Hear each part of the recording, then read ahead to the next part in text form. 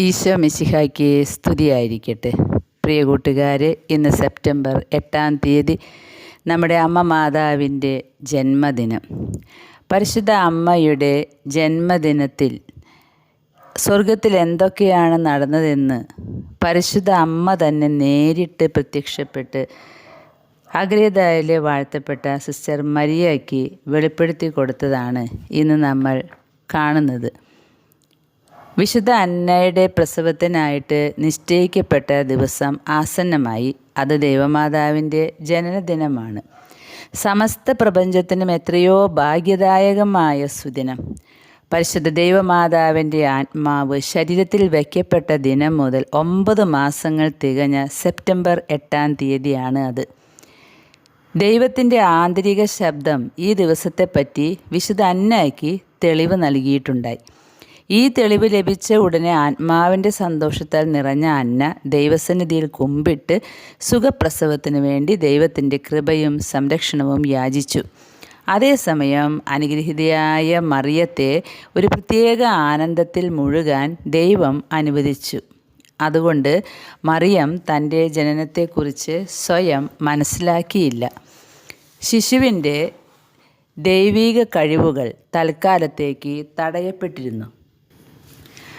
പരിശുദ്ധ മറിയത്തിൻ്റെ തിരുവുത്ഭവം അത്ഭുതപൂരിതമായിരുന്നു എന്ന്. ശിശു അതീവ ശാലിനിയും കറയറ്റവളും സുന്ദരിയും കൃപാവരപൂരിതയുമായി കാണപ്പെട്ടു.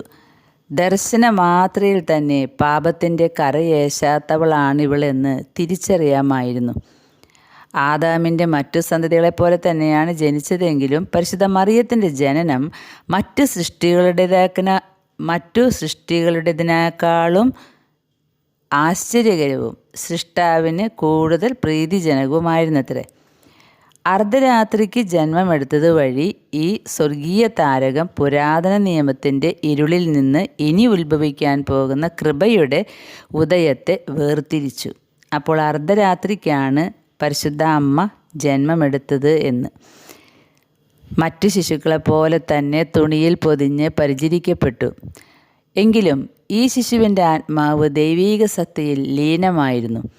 സകല മാനവരെക്കാളും സകല ദൈവദൂതന്മാരെക്കാളും ഉപരിയായ ജ്ഞാനം ഈ ശിശുവിന് ലഭിച്ചിരുന്നു. അതീവ മൃദുലമായ കച്ചയിലാണ് വിശുദ്ധ അന്ന തൻ്റെ ശിശുവിനെ പൊതിഞ്ഞത്. മറ്റാരും ശിശുവിൻ്റെ മേൽ കൈ തൊടാൻ പോലും അന്ന അനുവദിച്ചില്ല. എല്ലാ കാര്യങ്ങളും അന്നാവുമ്മ തന്നെയാണ് ചെയ്തതെന്ന്. കാരണം സാധാരണ സ്ത്രീകൾക്കുണ്ടാകുന്ന പ്രസവത്തിൻ്റെ പ്രയാസങ്ങളൊന്നും അന്നയ്ക്ക് ഉണ്ടാകാതിരുന്നതിനാലാണ് ഇത് സാധ്യമായത്. സാധാരണ സൃഷ്ടികളുടേത് പോലെയല്ല പരിശുദ്ധ മറിയം സൃഷ്ടിക്കപ്പെട്ടതും പുറത്തു വന്നതും. അതുപോലെ പരിശുദ്ധ അമ്മയെ വിശുദ്ധ അന്ന കൈകളിൽ സംവഹിച്ച് ഇതിനെ എങ്ങനെ ഞാൻ ബഹുമാനിക്കണം, ഇതിനെ എങ്ങനെ ഞാൻ കൈകാര്യം ചെയ്യും, കാരണം ഇത് ദൈവത്തിൻ്റെ അമ്മയാണല്ലോ. അതുകൊണ്ട് എങ്ങനെ ഈ കുട്ടിയെ ശുശ്രൂഷിക്കും എന്ന് ചിന്തിച്ചിരിക്കുമ്പോൾ പിതാവ് തന്നെ നേരിട്ട് വന്ന് സ്മാലാഖയിലൂടെ സന്ദേശം കൊടുത്തു. എന്തായിരുന്നു സന്ദേശമെന്നോ? ഇപ്രകാരമായിരുന്നു ഉത്തരം: ബാഹ്യമായിട്ട് നിൻ്റെ മകളെ നീ സാധാരണ മക്കളെപ്പോലെ പരിചരിക്കുക. മാതൃസ്നേഹവും വാത്സല്യവും ഒക്കെ അവളിലേക്ക് ചൊരിയുക. ആന്തരികമായിട്ട് മാത്രം നീ നിൻ്റെ പുത്രിയെ ബഹുമാനിച്ച് വണങ്ങിയാൽ മതിയെന്ന്. അതുപോലെയുള്ള അത് അറിഞ്ഞപ്പോൾ തന്നെ അന്ന അങ്ങനെ തന്നെ ചെയ്തു. അടുത്ത ഒരു അത്ഭുതം, ഈ ശിശുവിനെ കാവലായിട്ട് 1000-ഓളം മാലാഖമാരെ സ്വർഗം നിശ്ചയിച്ചിരുന്നു അത്രേ. ഇവർ പാട്ട് പാടുമ്പോൾ ഈ പാട്ട് മുഴുവൻ വിശുദ്ധ അന്നയ്ക്കും കേൾക്കാമായിരുന്നു എന്ന്. അതുപോലെ ഈ കുഞ്ഞിനെ പ്രസവിച്ച ഉടനെ മാലാഖമാർ വന്ന് ഇതിനെ സ്വർഗത്തിലേക്ക് എടുത്തുകൊണ്ടുപോയി എന്നാണ് പറയുന്നത്. ഇത് ഉത്ഭവിച്ച മാത്രയിൽ തന്നെ ഗബ്രിയേൽ മാലാഖ ദാ ഇവിടെ കന്യകാമറിയം ദൈവത്തിൻ്റെ അമ്മ ഇതാ ജന്മമെടുത്തിരിക്കുന്നു എന്ന സദ്വാർത്തയുമായിട്ട് ലിംബോയിലെ പുണ്യപിതാക്കന്മാരുടെ അടുക്കിലേക്ക് എത്തി ഗബ്രിയേൽ മാലാഖ. നമ്മൾ കാതറിൻ എമറച്ചിൻ്റെ ദർശനത്തിലും ഇപ്രകാരം വായിക്കുന്നുണ്ടല്ലോ: അതായത് പാപത്തിൻ്റെ ശുദ്ധീകരണം കഴിഞ്ഞ ആത്മാക്കൾ വിശ്രമിക്കുന്ന സ്ഥലമാണത്രേ ലിംബോ. ഈ ലിംബോയിൽ പണ്ടത്തെ പിതാക്കന്മാർ മുഴുവൻ കിടക്കുകയാണ്. കുറേ ആളുകൾ കിടക്കുന്നുണ്ട്. എന്തിനാണെന്നറിയോ? രക്ഷകൻ വന്നിട്ട് വേണം പിതാവിൻ്റെ പക്കലേക്ക് ഇവർക്ക് എത്തുവാനായിട്ട്. ശുദ്ധീകരണ സ്ഥലത്ത് കിടക്കുകയാണ് ഇവർ. കാരണം രക്ഷകൻ വന്ന് മഹാബലി, മഹായാഗം, പരിശുദ്ധ കുർബാന അർപ്പിച്ച് കഴിയുമ്പോഴാണ് സ്വർഗവാതിൽ തുറക്കുക. അതുവരെ എല്ലാവരും കിടക്കുകയാണ്. യോഗ്യതയുള്ളവർ ലിംബോയിലും പരിഹാരം കഴിയാത്തവർ ശുദ്ധീകരണ സ്ഥലത്തിൻ്റെ ഏതേതോ തട്ടുകളിലും കിടക്കുകയാണ്. അപ്പോൾ കന്യകാമറിയം ജന്മമെടുത്തപ്പോൾ അവിടെ വലിയൊരു വാർത്തയായിരുന്നു. ഗബ്രിയേലാണ് ആ വാർത്ത പോയിട്ട് ശുദ്ധീകരണ സ്ഥലത്ത് അറിയിക്കുന്നത്. എന്നിട്ട് പറയുകയാണ്, ദാ രക്ഷകൻ്റെ അമ്മ വന്നിട്ടുണ്ട്, ഇനി അടുത്ത് തന്നെ രക്ഷകൻ വരും, നിങ്ങൾക്ക് ഇവിടെ നിന്ന് മോചനം കിട്ടും. അങ്ങനെ ലിംബോയിലൊരു ഉത്സവമായിരുന്നു എന്നാണ് പറയുന്നത് ഈ കുഞ്ഞ് ജനിച്ചപ്പോൾ. എന്തൊക്കെ പ്രവർത്തനങ്ങളാണ്, എന്തൊക്കെയാണ് അല്ലേ സ്വർഗീയമായി നടക്കുന്ന കാര്യങ്ങൾ. അങ്ങനെ പരിശുദ്ധ ഈ ഉണ്ണിയെ മാലാഖമാരെടുത്ത് സ്വർഗത്തിലേക്ക് കൊണ്ടുപോയി അത്രേ. കാരണം ആദ്യം തന്നെ പരിശുദ്ധ തൃത്വത്തിൻ്റെ മുമ്പിൽ കുമ്പിടണ്ടേ ഈ സൃഷ്ടി.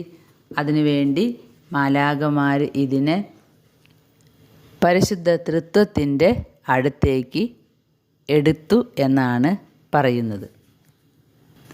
അങ്ങനെ ദൂതന്മാരാൽ സ്വർഗത്തിലേക്ക് കരയേറ്റപ്പെട്ട ഈ ശിശു ദൈവസ്നേഹത്തിൻ്റെ പാരമ്യത്തിൽ സിംഹാസനാരൂഢനായ പരമ തമ്പുരാൻ്റെ മുമ്പിൽ കുമ്പിട്ടു വണങ്ങുകയാണ്.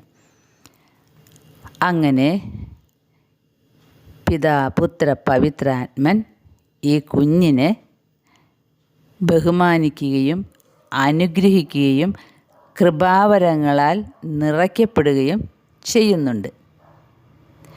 പരിശുദ്ധ ദൈവമാതാവ് ആദ്യമായി പരിശുദ്ധ തൃത്വത്തെ ദർശിച്ച നിമിഷമാണത്രേ ഇത്.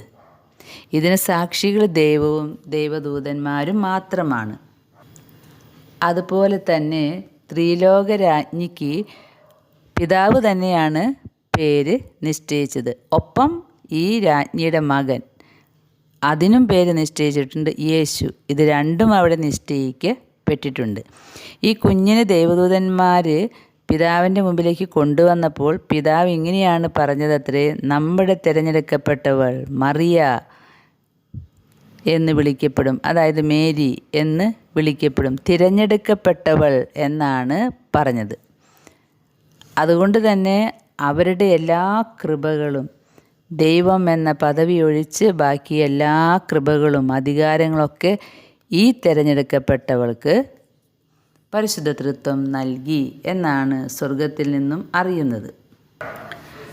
പരിശുദ്ധ കന്യകാമറിയത്തിൻ്റെ ജനനത്തിൻ്റെ 8-ാം ദിവസം കോമളരായ മാലാഖവൃന്ദങ്ങളുടെ ഒരു വ്യൂഹം മറിയം എന്ന നാമം വിശിഷ്ടമായും സുന്ദരമായും ആലേഖനം ചെയ്ത ഒരു മുദ്രഫലകവുമായി സ്വർഗത്തിൽ നിന്നിറങ്ങി വിശുദ്ധ അന്നായ്ക്ക് പ്രത്യക്ഷപ്പെട്ട് അവർ മറിയം എന്ന നാമം ശിശുവിനായി ദൈവം നിശ്ചയിച്ചതാണെന്നും വിശുദ്ധ യോവാക്കീമും വിശുദ്ധ അന്നായും പ്രസ്തുത ശിശുവിന് നൽകണമെന്നും സൂചിപ്പിച്ചു. ഉടനെ തന്നെ വിശുദ്ധ അന്ന തൻ്റെ ഭർത്താവിനെ ഇത് അറിയിച്ചു. അങ്ങനെയാണ് അവർ മറിയം എന്ന പേര്, മേരി എന്ന പേര് ഈ ശിശുവിന് ഇടുന്നത്. പ്രിയ കൂട്ടുകാരെ, ആ സമയത്ത് മാലാഖമാരുടെ ഇമ്പമാർന്ന സംഗീതം കേട്ടു എന്നാണ് പറയുന്നത്.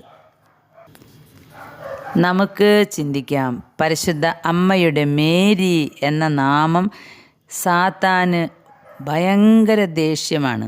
അതുകൊണ്ട് തന്നെ മേരിയെ വണങ്ങുന്നവരെയും അവന് ദേഷ്യമാണ്.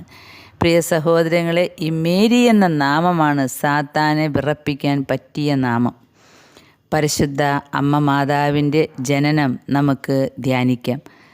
സ്വർഗമാലാഖമാർ എപ്പോഴും കൂടെ നിന്നിരുന്ന പരിശുദ്ധ അമ്മ, എളിമയുടെ മൂർത്തിഭാവം. അമ്മയെക്കുറിച്ച് പല വ്യാഖ്യാനങ്ങളും നമ്മുടെ സഭയിലുണ്ട്. അഹറോൻ്റെ പുഷ്പിച്ച വടി, മോശ കാണുന്ന കത്തുന്ന മുൾപ്പടർപ്പ്, അതുപോലെ പല പല വ്യാഖ്യാനങ്ങൾ. പ്രിയ കൂട്ടുകാരെ, ഇന്ന് നമ്മുടെ ഉണ്ണിമാതാവിൻ്റെ ജന്മദിനമായിട്ട് നമ്മൾ ആചരിക്കുകയാണ്. പരിശുദ്ധ അമ്മയുടെ ജനന സമയം അർദ്ധരാത്രിയാണെന്ന് പറയുന്നു. ഇതെല്ലാം പരിശുദ്ധ അമ്മ നേരിട്ട് വന്ന് അഗ്രേദായിലെ സിസ്റ്റർ മരിയയോട് പറഞ്ഞ കാര്യങ്ങളാണ്. ഈ കന്യാസ്ത്രീയുടെ, ഈ വിശുദ്ധയാകാൻ പോകുന്ന കന്യാസ്ത്രീയുടെ ശരീരം ഇന്നും അഴകാതെയാണിരിക്കുന്നത്. ഈ സന്ദേശങ്ങളെല്ലാം ലഭിക്കുന്നത് 1621 കേട്ടോ, 400 വർഷങ്ങൾക്ക് മുൻപ്. ഈ അഗ്രദയിലെ മേരിയുടെ ബൈലൊക്കേഷൻ വഴിയുള്ള പ്രത്യക്ഷീകരണങ്ങളൊക്കെ നമ്മൾ കേട്ടതാണല്ലോ. പ്രിയ കൂട്ടുകാരെ, ഇന്ന് നമുക്ക് പരിശുദ്ധ അമ്മയ്ക്ക് നമ്മൾ ചൊല്ലിയ നന്മ നിറഞ്ഞ മറിയമേ എന്ന ജപം ഒരു പുഷ്പമാലയായി, റോസാ പുഷ്പമാലയായി സമർപ്പിക്കാം. കാരണം നമ്മൾ നേരത്തെ കണ്ടുവല്ലോ, ബ്രദർ അൽഫോൺസ് റോഡിഗ്രോസ് സ്വർഗസ്ഥനായ പിതാവേ എന്ന പ്രാർത്ഥന ചൊല്ലുമ്പോൾ ചുവന്ന റോസാ പുഷ്പങ്ങളും നന്മ നിറഞ്ഞ മറിയമേ ചൊല്ലുമ്പോൾ വെള്ള റോസാ പുഷ്പങ്ങളും വായിൽ നിന്ന് നിർഗമിക്കുന്നത് കണ്ടിട്ടുണ്ടെന്ന്. അതുപോലെ പല സ്ഥലങ്ങളിലും റോസാ പുഷ്പങ്ങളുടെ വർഷം പരിശുദ്ധ അമ്മയുമായി ബന്ധപ്പെട്ട് നമ്മൾ കേൾക്കുന്നുണ്ട്, അനുഭവിച്ചിട്ടുണ്ട്. പല വിദേശ രാജ്യങ്ങളിലും 8-ാം തീയതി അമ്മയുടെ ബർത്ത്ഡേക്ക് റോസപ്പൂക്കൾ സമ്മാനം കൊടുക്കുന്നത് പതിവുണ്ട്, പാരമ്പര്യമുണ്ട്. ഇതെല്ലാം പരിശുദ്ധ അമ്മയോടുള്ള സ്നേഹം മൂലമാണ് കേട്ടോ, അമ്മയോടുള്ള ബഹുമാനം മൂലമാണ് കേട്ടോ. ഇതല്ലാതെ ഒരു മോശപ്പെട്ട ഒരു ആരാധനയൊന്നുമല്ല ഇത്. നമ്മുടെ അമ്മയ്ക്ക് നമ്മൾ കൊടുക്കുന്ന സമ്മാനമാണ് നമ്മുടെ ജപമാലകൾ. ഇത് സഭയുടെ പ്രാർത്ഥനയാണ് ജപമാല. സാത്താനെതിരെയുള്ള ആയുധമാണ് ജപമാല. നന്മ നിറഞ്ഞ മറിയമേ എന്ന ജപം ദൈവവചനമാണ്. പ്രിയ സഹോദരങ്ങളെ, നമുക്കെല്ലാവർക്കും നമ്മുടെ അമ്മയ്ക്ക് ബർത്ത്ഡേ സമ്മാനമായിട്ട് നന്മ നിറഞ്ഞ മറിയമേ എന്ന ജപത്തിൻ്റെ ഒരു പുഷ്പഹാരം സമർപ്പിക്കാം. സ്വർഗം സന്തോഷിക്കട്ടെ. പാപികളായ നമ്മൾക്ക് പാപത്തിൽ നിന്നും വിടുതൽ ലഭിക്കാൻ എപ്പോഴും മാധ്യസ്ഥം വഹിക്കുന്നവളാണ് പുത്രൻ്റെ അടുത്ത് പരിശുദ്ധ അമ്മ. ആ അമ്മയ്ക്ക് നമുക്ക് പുഷ്പമാലം സമർപ്പിക്കുമ്പോൾ പിതാ, പുത്ര, പവിത്രാത്മൻ സന്തോഷിക്കും. കാരണം അവർ തിരഞ്ഞെടുത്ത് സൃഷ്ടിക്കപ്പെട്ട ഈ സൃഷ്ടിയെ മനുഷ്യമക്കൾ ബഹുമാനിക്കുന്നത് കാണുമ്പോൾ അത് ദൈവത്തിനെ ബഹുമാനിക്കുന്നത് പോലെയാണ്. കാരണം ദൈവം തന്ന ഒരു വ്യക്തി, ദൈവം തന്ന ഒരു സൃഷ്ടി നമുക്ക് അതിനെ ബഹുമാനിക്കുക എന്ന് പറഞ്ഞാൽ അത് തന്നവനെ ബഹുമാനിക്കുന്നതിന് തുല്യം തന്നെയാണ്. അമ്മയുടെ ജനന സമയത്ത് ലിംബോയിലുണ്ടായ സന്തോഷം നിങ്ങൾ കേട്ടല്ലോ. ഉത്സവമായിരുന്നു എന്നാണ് പറയുന്നത്. ശുദ്ധീകരണ സ്ഥലത്തിലെ ലിംബോ എന്ന ശുദ്ധീകരണ സ്ഥലത്ത് ഒരു ഉത്സവമായിരുന്നു അമ്മയുടെ ജനനം. അങ്ങനെയാണെങ്കിൽ നമ്മുടെ ജീവിതത്തിലും അമ്മയുടെ ജനനത്തിൻ്റെ ഓർമ്മ ഒരു ഉത്സവമാകണ്ടേ? കാരണം സാത്താൻ്റെ തല തകർക്കാൻ സ്വർഗം നിശ്ചയിച്ചിട്ടുള്ള ഒരേ ഒരു വ്യക്തിയാണ് പരിശുദ്ധ അമ്മ, വിശുദ്ധ മിഖായേൽ. അമ്മയും മിഖായേലും കൂടെയാണല്ലോ 2-ാം വരവിലെത്തുക. ഈശോയിലേക്ക് മനുഷ്യരെ അടുപ്പിക്കാനായിട്ട് 2-ാം വരവിൽ കർത്താവിനെ സ്വീകരിക്കാൻ മനുഷ്യമക്കളെ ഒരുക്കുന്നത് പരിശുദ്ധ അമ്മയാണ്, മേരിയാണ്. പ്രിയ സഹോദരങ്ങളെ, നമുക്ക് ഈ അമ്മയുടെ ജനനത്തിൻ്റെ മാധുരിമ ഓർത്ത്, അത്ഭുതമോർത്ത് ഇന്ന് ആനന്ദിക്കാം. ലോകത്തിൻ്റെ പാപത്തിന് പരിഹാരമായിട്ട് ഈ അമ്മ പറയുന്നത് പോലെ ഫാത്തിമയിലും ലൂർദിലും മക്കിത്തായിലും അങ്ങനെ പല സ്ഥലങ്ങളിലും മെജുഗോറയിലുമൊക്കെ അമ്മ പറയുന്നത് പോലെ ലോകത്തിൻ്റെ പാപത്തിന് പരിഹാരമായിട്ട് പരിശുദ്ധ ജപമാല ചൊല്ലി നമുക്ക് കാഴ്ചവെക്കാം. ദിവ്യകാരുണ്യത്തിലേക്ക് ഓടിയെടുക്കാം. പരിശുദ്ധ അമ്മ പറയുന്നത് നമുക്ക് കേൾക്കാം. ഇന്ന് നമുക്ക് അമ്മയ്ക്ക് സമ്മാനങ്ങൾ സമർപ്പിക്കാം. സ്വർഗത്തിലെത്തുമ്പോൾ അമ്മ നമുക്കും സമ്മാനം തരും. നമുക്ക് ഫ്രാൻസിസ്കൻ കിരീട ജപമാല ചൊല്ലി നമ്മൾ കിരീടം വയ്ക്കുന്നുണ്ട്. വിശുദ്ധ ലൂയിസ് ഡി മോൺഫോർട്ട് പറഞ്ഞതുപോലെ 3 സ്വർഗസ്ഥനായ പിതാവും 12 നന്മ നിറഞ്ഞ മറിയമ്മയും ചൊല്ലി കിരീടം, കൊച്ചു കിരീടം സമർപ്പിക്കുന്നുണ്ട്.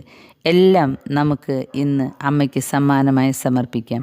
പരിശുദ്ധ അമ്മയുടെ ജന്മദിനത്തിൻ്റെ എല്ലാ ആശംസകളും നേർന്നുകൊണ്ട് അമ്മയുടെ വലിയ അനുഗ്രഹം നമ്മുടെ ജീവിതത്തിൽ ഉണ്ടാകട്ടെ എന്ന് പ്രാർത്ഥിച്ചുകൊണ്ട് അമ്മയുടെ സുഹൃതങ്ങൾ നമ്മുടെ ജീവിതത്തിൽ പകർത്താൻ നമുക്ക് കഴിയട്ടെ എന്ന് ആഗ്രഹിച്ചുകൊണ്ട് എല്ലാ ആഗ്രഹങ്ങളും അമ്മയുടെ വിമല ഹൃദയത്തിലൂടെ ഈശോയുടെ തിരുഹൃദയത്തിലേക്ക് കാഴ്ചവെച്ചുകൊണ്ട് നമുക്ക് അമ്മയോടൊപ്പം ആയിരിക്കാം. ആമേൻ.